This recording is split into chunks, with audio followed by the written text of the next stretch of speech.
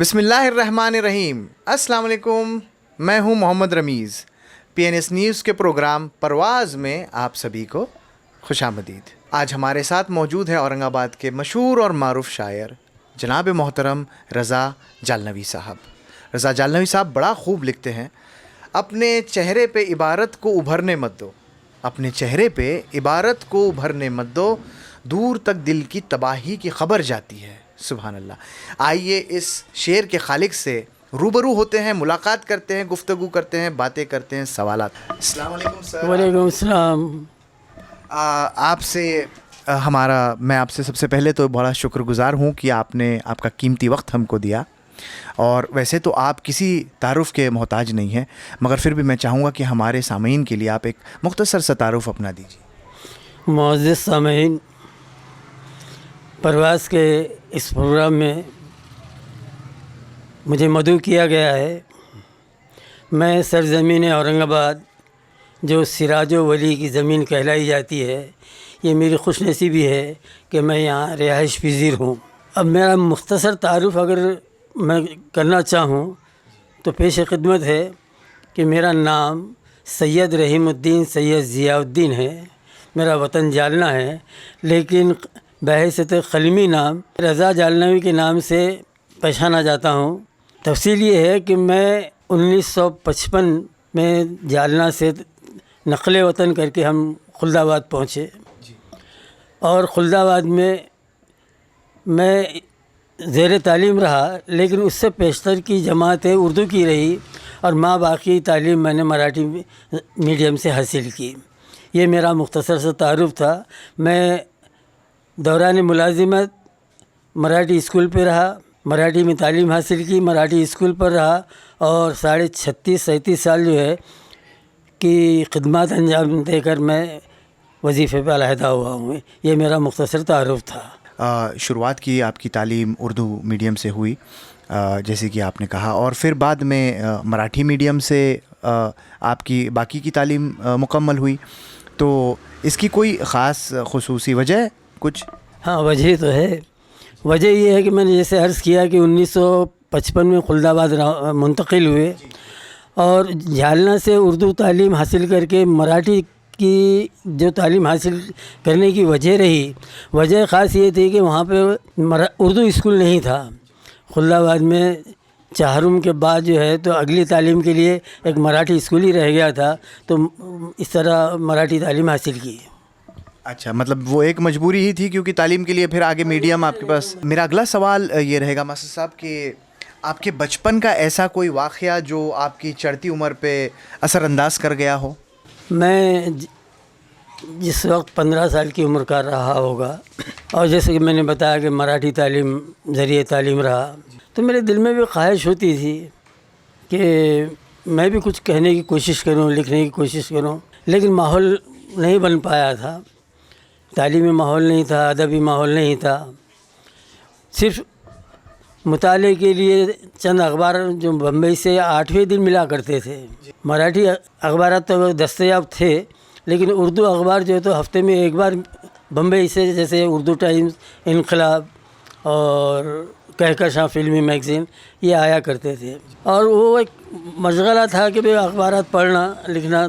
اور وہیں سے میں ایک متاثر ہوا کہ بھئی شعر و شاعری کے لیے اردو میں مہارت ضروری ہے.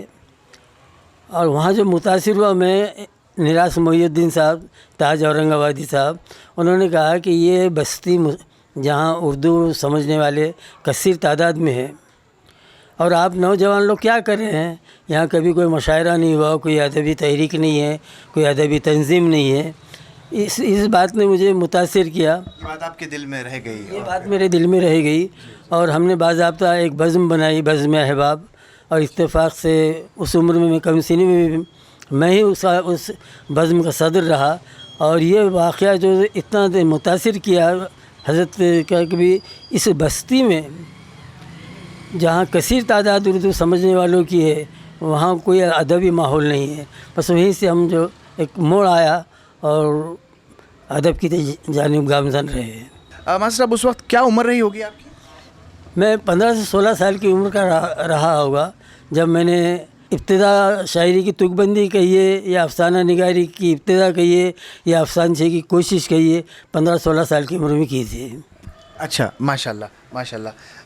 آپ کے قدم میدان شرح آداب کی جانب کیسے پڑے، اس کے بارے میں کچھ بتائیں. جیسے میں نے ابھی عرض کیا کہ ہمارے بزرگ خلہ آباد میں میرے والد ضیاء الدین صاحب اور تاج اورنگ آبادی، تاج الدین تاج اورنگ آبادی، انہوں نے تو راغب کیا ہی تھا کہ اردو مشاعرے یہاں پر ہوں، مشاعروں کی فضا بنائی جائے، ماحول بنایا جائے.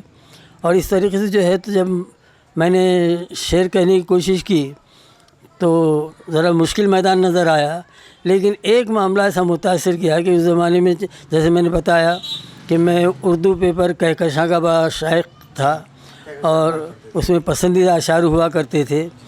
اس میں ایک شعر جو ہے تو کہ محترم بنگال کی محترمہ تھی، انہوں نے لکھا تھا، وہ فرضی نام ہو سکتا ہے کہ چلے آتے ہیں اب تک حسن والے ایک سے ایک بڑھ کر، نہ جانے مال کتنا ہے خدا کے کارخانے میں. اب یہ بہت ہی ہلکا پھلکا اور کوئی معیاری شعر نہیں تھا، لیکن چونکہ میری بھی عمر جو ہے تو معیاری نہیں تھی، لہذا چڑھتی عمر میں کچھ ذہن میں شعری جراثیم موجود ہوں گے تو میں نے بھی اس پر چند گرے لگا دی اور اس کو جواب دیا کہ حسینوں کے طلبگاروں تمہیں معلوم ہی کیا ہے، یہ سمپلس ہیں حسینوں کے جو آئے ہیں زمانے میں، اور ذرا ٹھہرو ابھی دیکھو قیامت آنے والی ہے، اصل اسٹاک باقی ہے خدا کے کارخانے میں. اب یہ 4 مصرے فی البدی کہہ دیے میں نے، لیکن یہ اہمیت کے حامل نہیں ہے. اہمیت کی بات یہ رہی کہ میں نے 4 مصرے کہکشاں اخبار کو بھجوا دیے اور 15 دنوں میں وہ شائع بھی ہو گئے، چھپ گئے. اب جب میں نے دیکھا کہ بھی میں شعر، میرے بھجوائے ہوئے شعر چھپ گئے ہیں تو میں کہہ سکتا ہوں، میں چھپ سکتا ہوں. بس وہ ایک حوصلہ بڑھا اور وہاں سے میں میدان شعر و ادب کی طرف قدم بڑھا. جی ہاں، ایک تحریک ملی. تو 15-16 سال کی کم عمر میں جب آپ یہ شعر لکھ چکے تھے اور یہ چھپ گیا تھا، جی، اس کا مطلب آپ اس کے کافی پہلے سے لکھنا شروع کر چکے تھے. ذہن تھا، تک بندی کی میں نے، کبھی باضابطہ کوئی مصرے کی شکل میں نہیں لکھا تھا میں نے. مگر کافی ساری چیزیں ذہن میں تھے اور اردو سے شعری جراثیم ذہن میں موجود تھے. جی ہاں. آپ نے شاعری کے متعلق کون سے استاد، وسائل، ذرائع کو مناسب سمجھا اس وقت یا اب تک؟ میں نے کہا نا کہ میری مجبوری یہ رہی کہ ابتدائی تعلیم اردو میں رہی، اور جو شاعری کے لیے جس عمر میں جو ماحول چاہیے وہ اتفاق سے وہ ماحول مجھے نہیں ملا. اب اساتذہ، میں نے جو بچپن میں جو کتابیں پڑھی تھی، بچوں کے جو رسالے آیا کرتے تھے، کھلونا ہے، نوری ہے، پھلواری ہے، اس قسم کے جو میں نے کتابیں پڑھی، اس میں نظمیں پڑھی اور وہ ذہن بنتا گیا میرا. تو اس طریقے سے جو ہے تو میں کافی جد و جہد کے بعد بھی جو ہے وہ ذرائع حاصل نہیں کر سکا، وہ وسائل نہیں حاصل کر سکا جو چڑھتی عمر میں مجھے ملنے چاہیے تھے. لیکن پھر بھی میں نے اساتذہ کے جیسے اقبال ہے، میر ہے، غالب ہے، ذوق ہے، ان اساتذہ کی کتابیں ضرور پڑھی ہے. یعنی آپ اس کے باوجود آج اتنے مشہور اور معروف ہوئے الحمدللہ، تو اگر مل جاتے تو شاید کچھ بات اور ہوتی. بالکل، میں آپ کی بات کی تصدیق کرتا ہوں کہ اگر وہ ذرائع، وہ وسائل میرے صحیح عمر میں مجھے حاصل ہوتے، ہو سکتا جو ہے تو آج میں شہر میں جانا پہچانا جاتا ہوں، مراٹھواڑہ میں جانا پہچانا جاتا ہوں. ہو سکتا کہ آپ کے قول کے مطابق میں اور آگے نکل گیا ہوتا. شوق جو ہے تو انتہا کو جب پہنچتا ہے تو انسان کہیں نہ کہیں اپنی پسند کا راستہ کھوج ہی لیتا ہے. جی بالکل بالکل صحیح بات ہے. ایسا ہی میں نے کیا. جیسے جیسے میں آگے بڑھتا رہا تو ملاقاتیں ہوتی رہی، یہاں پر اساتذہ سے ملاقاتیں ہوئی اور ذہن بھی بنتا رہا کہ بھی ہمیں بھی کچھ کہنا چاہیے، تحریکیں ملتی رہی. یہ ایک اصل سبب یہی رہا کہ اس کے بعد جو ہے تو اساتذہ کے مطالعے کے بعد اچھے لوگوں سے میرا تعلق رہا، ان کی صحبتیں حاصل رہی اور ان سے میں نے فیض پایا. ماشاء اللہ. مصعب، آپ کا فیوریٹ، آپ کا پسندیدہ موضوع اردو لٹریچر میں کون سا رہا ہے آپ کا پرسنلی؟ بڑا اچھا سوال کیا آپ نے. میرا کوئی ایک مضمون نہیں رہا صاحب. میری کمزوری کہیے یا پختگی کہیے، کہ میں نے افسانہ نگاری بھی کی، نثر نگاری میں بھی میں نے محنت کی ہے. افسانہ نگاری کی، افسانچہ نگاری کی، مضمون نگاری کی، انشائیہ نگاری کی میں نے. ساتھ ہی جو ہے تو دیگر ادبی اصناف کی جانب بھی راغب رہا، چلتا رہا. اور اللہ کے فضل سے ہر تمام مختلف اصناف میں بھی میں جب بھی کچھ کہتا رہا، لکھتا رہا، مطمئن ہوتا رہا اور میرے ذوق کی تسکین ہوتی رہی. اور آخر میرے خیال سے مطمئن ہونا ہی سب سے بڑی خوشی کی بات ہوتی ہے، تسلی دل کو مل جاتی ہے. ویسے تو یہ میدان وہ ہے کہ تعمر جو ہے تو مطمئن نہیں ہوتا ہے انسان، بہتر سے بہتر کرنے کی کوشش کرتا ہے. جیسے مرزا غالب نے بھی کہا تھا کہ ہے خوب سے خوب تر کہاں، اب دیکھیے ٹھہرتی ہے جا کر نظر کہاں.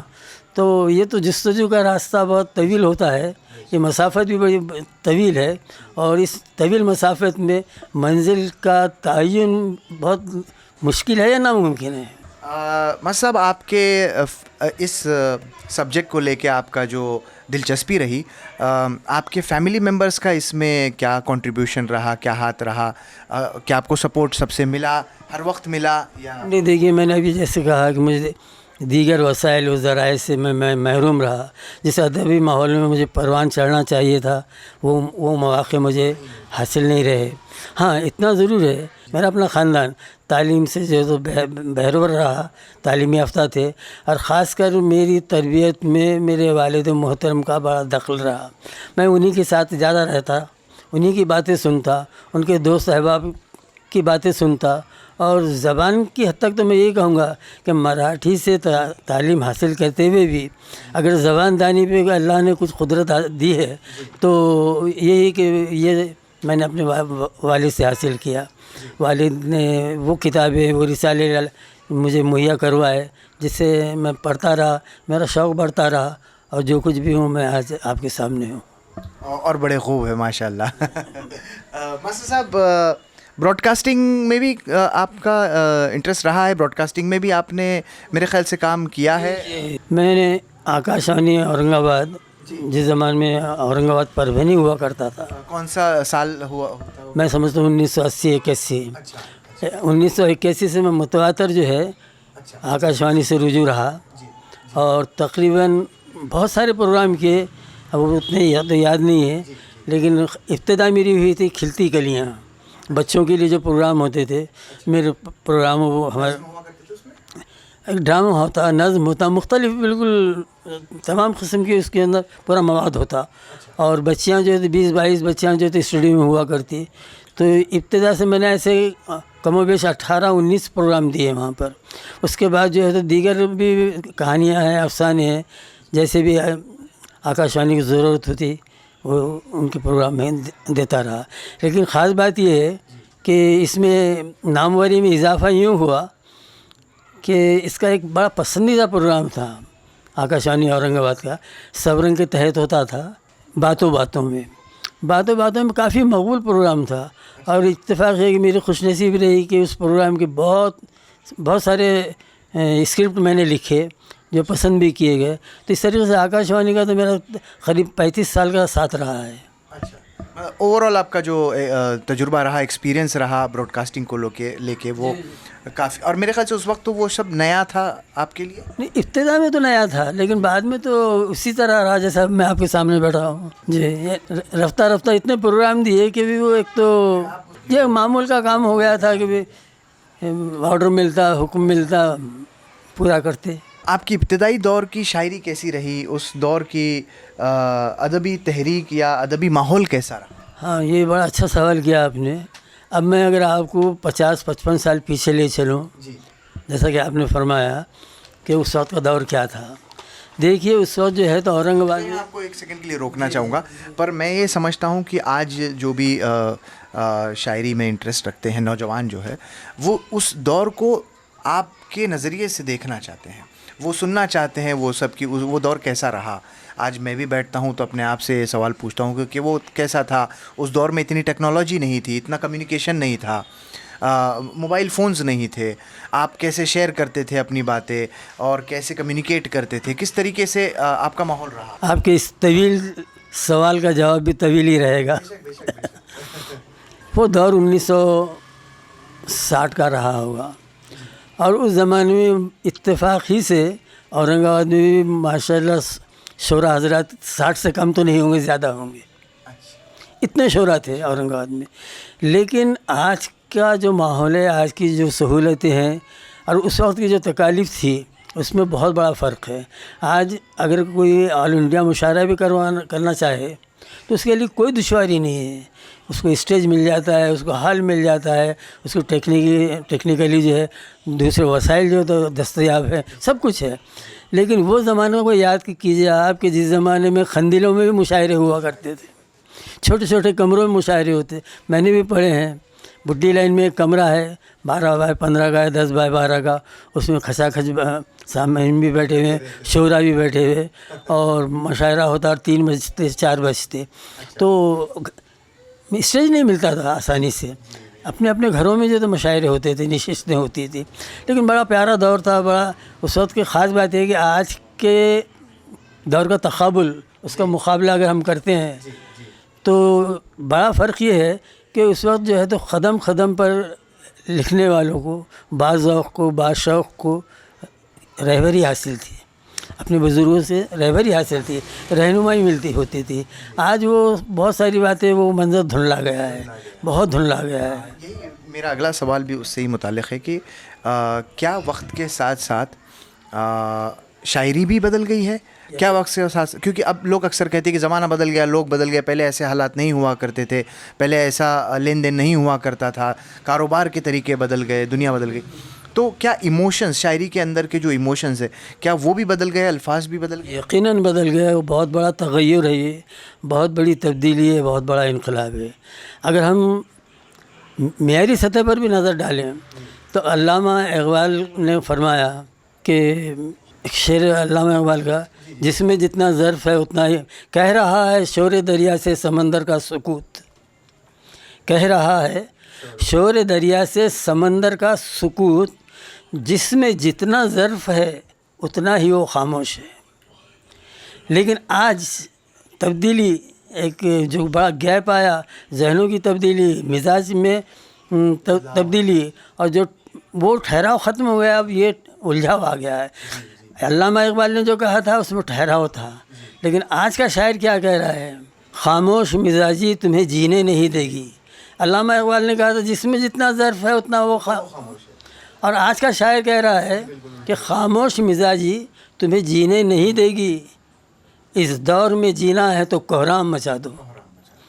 تو یہ جو فرق آیا 2 نسلوں میں، 4 نسلوں میں، 5 نسلوں میں، ماضی میں اور دور رواں میں، تو یہ بہت بڑا فرق ہے، یہ بہت بڑا فرق ہے. عمر خیام کی رباعیات، اس کے بعد غالب کا دور، اس کے بعد حفیظ جالندھری کا دور، اب ندا فاضلی تک ہم آتے ہیں تو جتنے ادوار دیکھیں گے یہاں سے وہاں تک مزاج بدلتے بدلتے بدلتے آج اس مقام پر ہیں.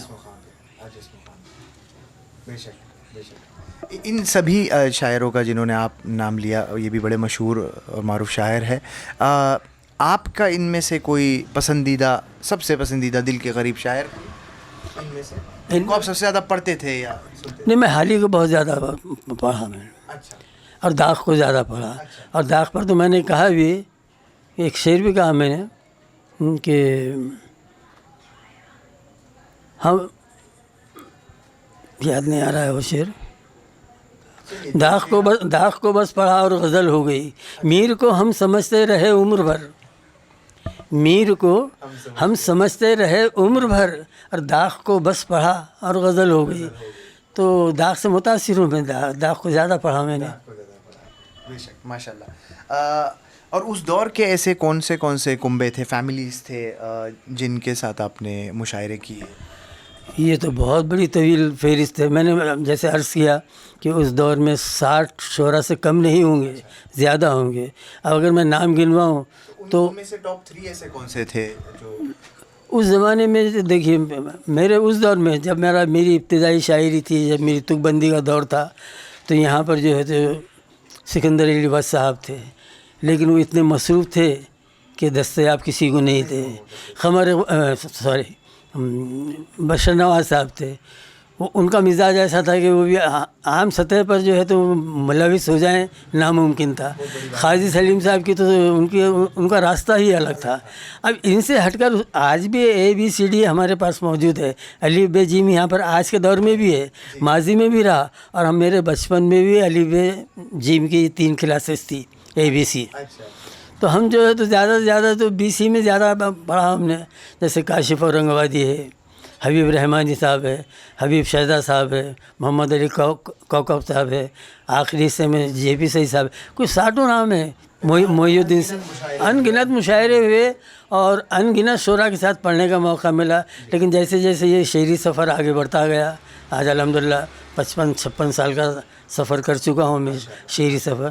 تو اس دوران جو ہے تو ماشاءاللہ بڑے اچھے اچھے شعراء سے بھی میں صلاح الدین نیار کے ساتھ پڑھا, موقع ملا ہے, اور یعقوبی صاحب کے ساتھ پڑھا میں, اسے ظفر گورکھپوری جس کا ایک بڑا نام ہے. یعنی مطلب کہ چھوٹے بڑے تمام شعراء کے ساتھ پڑھنے یہ مطلب آل انڈیا لیول کے مشہور شاعر رہے لوگوں میں پڑھا میں. صاحب میں یہ پوچھنا چاہوں گا کہ جیسے آج کسی بھی فیلڈ میں ایک کمپٹیشن ہوتا ہے, چاہے کاروبار ہو چاہے جاب ہو, کیا اس وقت بھی شاعروں کے بیچ کمپٹیشنز ہوا کرتے تھے نجی طور پہ, اپنے پرسنل طور پہ, اور کیا وہ ہیلدی کمپٹیشنز ہوا کرتے تھے؟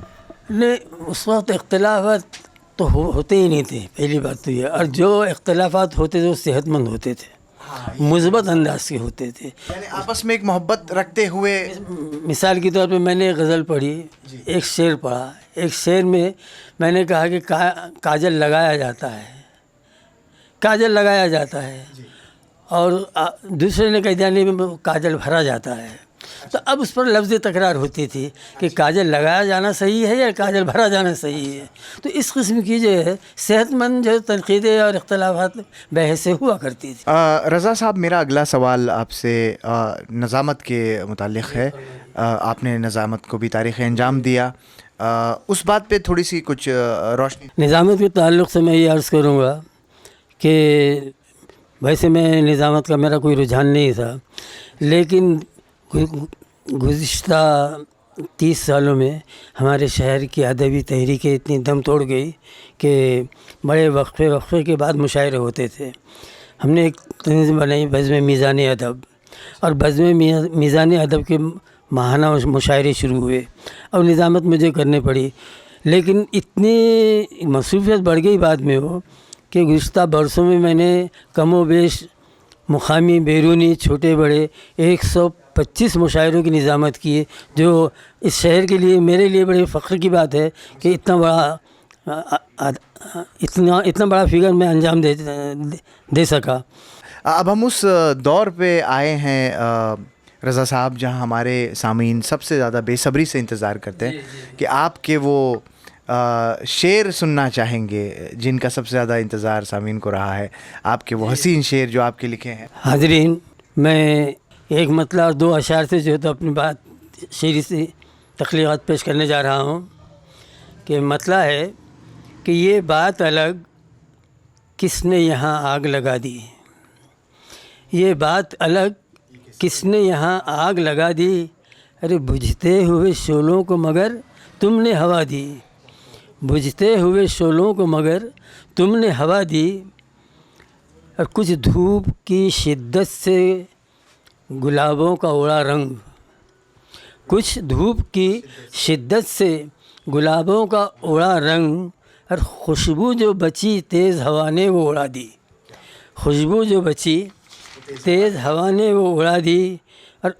اور ایک مطلع ایک شعر کہ ہونٹوں پہ میرے لفظ وفا کیا مچل گیا, ہونٹوں پہ میرے لفظ وفا کیا مچل گیا, ارے چھوٹا سا لفظ چہروں کی رنگت بدل گیا, چھوٹا سا لفظ چہروں کی رنگت بدل گیا, اور پتھر کا سا مزاج مناسب مگر حضور, پتھر کا سا مزاج مناسب مگر حضور, پانی بہا تو کاٹ کے پتھر نکل گیا. تو یہ تھا. اور جیسا کہ آپ نے بتایا ہے کہ میں کچھ خطات بھی پیش کروں، لیکن میری خواہش ہے کہ خطات سے پہلے میں غزل کے چند اشعار پیش کر دوں، اجازت ہو تو۔ بالکل اجازت ہے۔ غزل کا مطلب ہے کہ فاصلے بے سبب ہی بڑھاتے رہے، فاصلے بے سبب ہی بڑھاتے رہے، وہ ہم انہیں آزماتے رہے، فاصلے بے سبب ہی بڑھاتے رہے، ہمیں آزماتے رہے، اور ضبط غم کا سلیقہ ہمیں آ گیا۔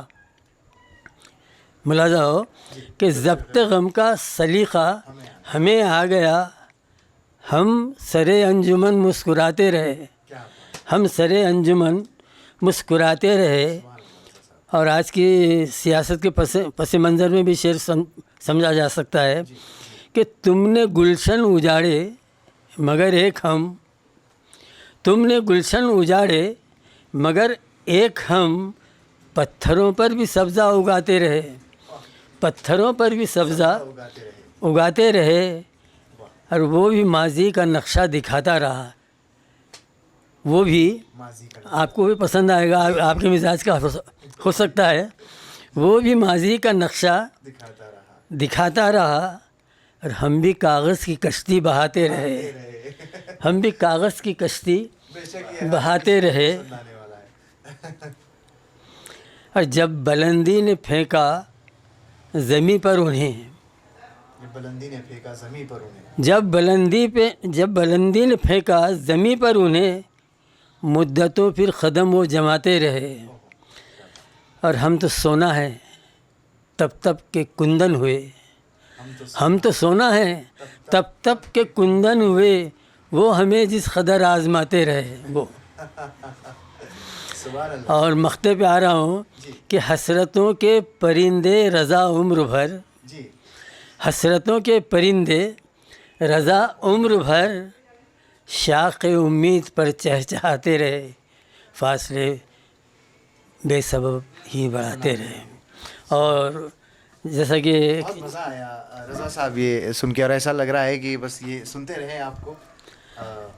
آپ خطات بھی؟ جی ہاں، میں حالات حاضرہ پہ خطات لکھتا ہوں، اور الحمدللہ اور کرم فرماؤں کی دعاؤں سے اور پڑھنے والوں کی نیک خواہشات سے کم و بیش 3.5 پونے 4 ہزار خطات ہو چکے ہیں۔ روزمرہ کے سلگتے مسائل پہ خطات لکھتا ہوں میں۔ اور حالت حاضرہ کو میرے خیال سے بہت رسپانس بھی بڑا اچھا ملا تھا، بہت شہر میں نام بھی آپ کا۔ جی، حالت حاضرہ کے 3 خطات پیش کر کے 2 مزاحیہ خطات پیش کر کے میں بات اپنی ختم کروں گا۔ اٹھتے ہوئے فتنے کو دبا کیوں نہیں دیتے، اٹھتے ہوئے فتنے کو دبا کیوں نہیں دیتے، اور نفرت کی دیواروں کو گرا کیوں نہیں دیتے، اور پوچھے کوئی منصف سے قلم روک لیا کیوں، پوچھے کوئی منصف سے قلم روک لیا کیوں، ارے مجرم ہے تو مجرم کو سزا کیوں نہیں دیتے۔ یہ شعر تو آج کے حالات میں بڑا بس آج کی فٹ بیٹھتا ہے۔ حالات حضرت بھی کہتا ہوں نا میں۔ اور ایک کہ پوجا بھی انوکھی ہے، بھکتی بھی نرالی ہے، پوجا بھی انوکھی ہے، بھکتی بھی نرالی ہے، اور ہر شخص نے ہاتھوں میں شمشیر سنبھالی ہے، اور ڈر خوف کا قبضہ ہے تہواروں کے خوشیوں پر، ڈر خوف کا قبضہ ہے تہواروں کی خوشیوں پر، اب عید ہے خطرے میں دیوالی ہے، کیا بات ہے، اب عید ہے خطرے میں دیوالی ہے۔ اور کچھ اور حالات حاضرہ پہ ماضی میں جو لکھا میں نے وہ بیان کرتا ہوں کہ ہمارے ایک بہت بڑے ہندوستان کے معروف منجھے ہوئے، اور میرا خیال ہے آج کے ماحول میں عمر رسیدہ لیڈر ہے، ان پر کسی نالائق نے ہاتھ اٹھایا، تماچا لگایا، تو اس وقت میں نے کہا تھا کہ فلسفہ گاندھیائی اپناتے،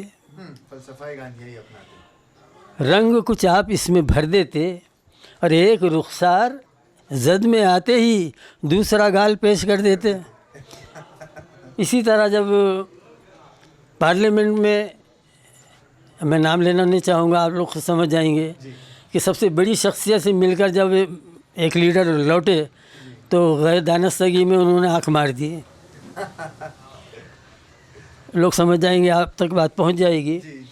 تو اس پہ 4 مصرے لکھے میں نے کہ یہ ادا بھی تیری نرالی ہے، یہ ادا بھی تیری نرالی ہے، تو نے دانستہ آنکھ ماری ہے، اور تو بھی نکلا میاں چھپا رستم، ہم سمجھتے تھے برہمچاری ہے. تو یہ بھی جو سیاسی پس منظر میں ہے، مزاحیہ نہیں ہے. اب مزاحیہ دو، ایک اور یہ کہ جب 3 پارٹیوں کی حکومت بنی اور ہر جگہ جو اطمینان ظاہر کیا گیا، اس وقت میں نے باضابطہ اس وقت کے چیف منسٹر، جو ہونے والے چیف منسٹر تھے، ان کو یہ خطہ بھجوایا بھی کہ آرزو ہے کہ رنگ لائی ہے، آرزو ہے کہ رنگ لائی ہے، آج تقدیر بن کے آئی ہے، پھر بھی محتاط بیٹھیے صاحب، 3 پایوں کی 4 پائی ہے.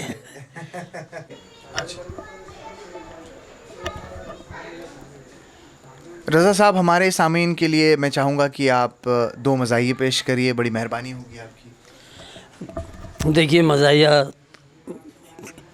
مزاج تو نہیں ہے میرا مزاحیہ کلام کا، لکھتا ضرور ہوں لیکن کہتا نہیں ہوں میں.